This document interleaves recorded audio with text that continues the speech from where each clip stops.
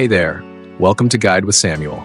In this quick guide, I'll walk you through how to start investing in the stock market using the Chase app with JP Morgan's self-directed investing.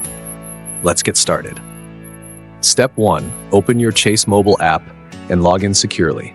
Step 2, tap on the Investments tab at the bottom or look for JP Morgan's self-directed investing. If you haven't opened an investing account yet, tap Open an Account and follow the steps. It's quick and free.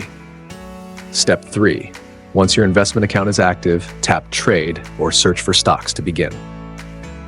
Step 4. Use the search bar to find the stock you want to invest in, for example, Apple or Tesla. Step 5. Tap the stock name, review its current price, and then tap Trade or Buy. Step 6. Enter the number of shares or the amount in dollars you want to invest. Step 7. Choose your order type. Market order is the most common for beginners. Step 8. Review the details, then tap Submit Order to complete your purchase. You'll get a confirmation once the trade is processed. Tips: you can track your portfolio anytime from the investment section. Use watch lists to monitor your favorite stocks.